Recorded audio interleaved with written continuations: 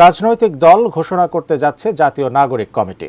আজ সোমবার মহান বিজয় দিবসে সাভারে জাতীয় স্মৃতিসৌধে শহীদদের প্রতি শ্রদ্ধা জানানোর পর একথা জানান জাতীয় নাগরিক কমিটির আহ্বায়ক।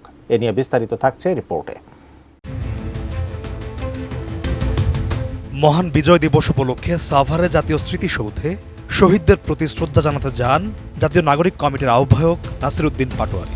পরে তিনি বলেন, আমরা জাতীয় নাগরিক কমিটি এখনও রাজনৈতিক দল হিসেবে আত্মপ্রকাশ করিনি। জাতীয় নাগরিক কমিটি একটি রাজনৈতিক উদ্যোগ।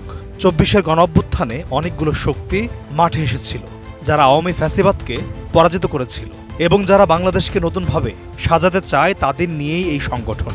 চাঁদাবাজি, টেন্ডারবাজি থেকে মুক্ত করে বাংলাদেশকে একটি সুন্দর জায়গায় নিয়ে যেতে চান তারা। সেই জায়গা থেকে জাতীয় নাগরিক কমিটি এবং বৈষম্য বিরোধী ছাত্র আন্দোলন আগামী ১-২ মাসের মধ্যে বাংলাদেশে একটি সুন্দর দল উপহার দিতে চায়। ছাত্র জনতার অভ্যুত্থান পরবর্তী মহান বিজয় দিবস উপলক্ষে আজ সকালে জাতির উদ্দেশ্যে ভাষণ দেন অন্তর্বর্তী সরকারের প্রধান উপদেষ্টা ডক্টর মোহাম্মদ ইউনূস। সেই ভাষণে তিনি ২০২৫ সালের শেষ দিক থেকে ২০২৬ সালের প্রথমার্ধের মধ্যে নির্বাচনের সময় নির্ধারণ করা যেতে পারে বলে জানিয়েছেন। একমাত্র ওয়ালটন এসি দিচ্ছে ১ বছরের রিপ্লেসমেন্ট গ্যারান্টি। নির্বাচন নিয়ে প্রধান উপদেষ্টার বক্তব্যকে কিভাবে দেখছেন? সাংবাদিকদের এমন এক প্রশ্নের জবাবে নাসির উদ্দিন পাটোয়ারি বলেন, আওয়ামী লীগের এবং ফ্যাসিবাদীর যারা দোসর, তাদের বিচারের আগে বাংলাদেশে কোনো নির্বাচন হবে না।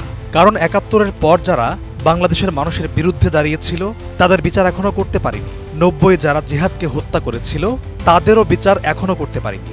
৯০ থেকে ৭১ আমাদের শিক্ষা। ২৪-এর বিচারের আগে বাংলাদেশের নির্বাচন হবে না। নাসির উদ্দিন পাটোয়ারি আরও বলেন, ২০২৪-এর বিচারের আগে যদি নির্বাচন হয় তাহলে ২,০০০ শহীদ এবং যারা আহত হয়েছেন তাদের রক্তের সঙ্গে বেইমানি করা হবে। এজন্য সব দল, মত, পক্ষ, গোষ্ঠীকে আমরা আহ্বান জানাবো, আপনারা বিচার কার্যের জন্য সক্রিয় হন এবং বাংলাদেশের স্বপ্ন পূরণ করুন।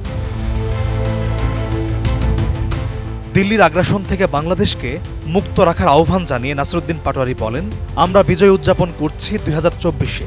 সেটি হচ্ছে আওয়ামী এবং ফ্যাসিবাদ মুক্ত দিবস, দিল্লির আগ্রাসন মুক্ত বিজয়। আমরা তরুণ প্রজন্মের কাছে আহ্বান রাখছি, যতদিন বাংলাদেশের এই ভৌগোলিক সীমানা সার্বভৌমত্ব থাকবে ততদিন পর্যন্ত তারা দিল্লির আগ্রাসন থেকে এবং আওয়ামী ফ্যাসিবাদ থেকে বাংলাদেশকে মুক্ত রাখবে। পলাশ খান, এটিএন নিউজ।